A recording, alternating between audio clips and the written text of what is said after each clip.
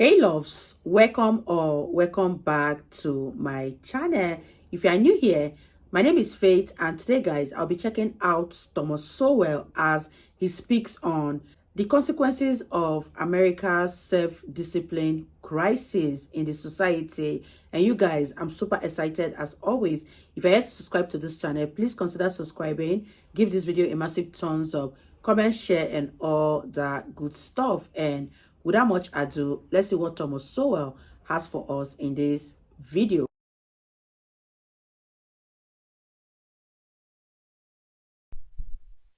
Sometimes little things give you clues about big things. The other day, I was practicing tennis at a local playground with the aid of a machine that fires the ball over the net to me. A little boy, whose father was practicing on the court next to me, became fascinated with the machine. The little fellow, about 4 or 5 years old, started walking over onto the court where I was playing, on the side where the machine was.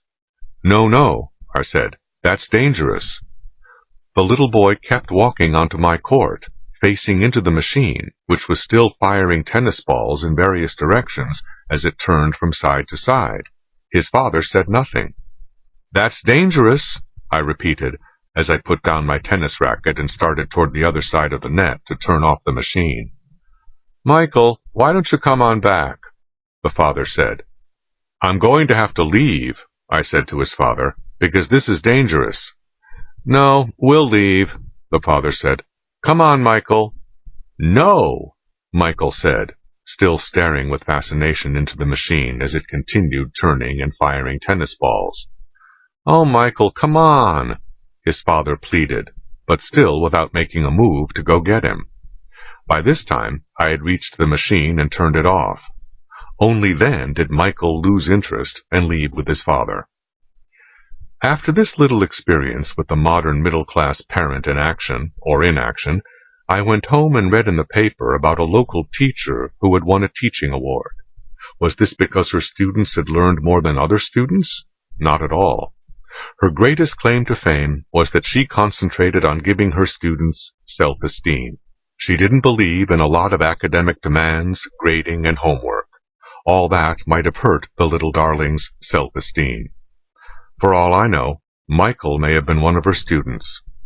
Certainly he was far less likely to have his self-esteem hurt by his father than to have a couple of teeth knocked out by a tennis ball shot out of a machine. If he got closer and was hit in the eye, he could have lost his sight in that eye. On that evening's television news, one of the lead stories was about students at the University of Wisconsin rushing onto a football field, breaking down the barriers and injuring several of their fellow students in the crush. A policewoman on the scene said that it was impossible to physically restrain a mob of that size when they get carried away. Of course it is impossible to control everybody. That is why people used to teach their children self-control and obedience to rules and authorities. Today, that kind of talk only gets you a condescending smile at best. Our award-winning teacher had a sign on her classroom wall saying, "Question authority." Today, there is barely enough authority around to question. This mushy abdication of responsibility to instill discipline is not peculiar to the United States. Young British soccer fans have become notorious for crossing the channel and creating riots at international soccer matches on the continent. About 1500 years ago, barbarians from continental Europe invaded Britain and took over.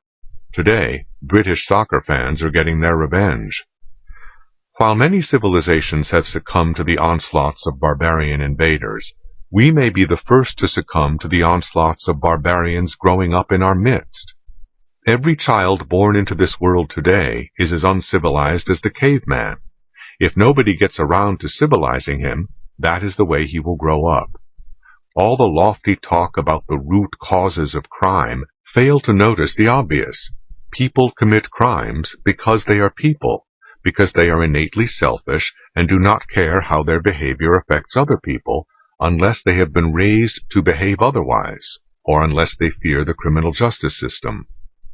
The same people who are undermining the notion of imposing either internal or external restraints on children have also been undermining the prosecution and punishment of criminals.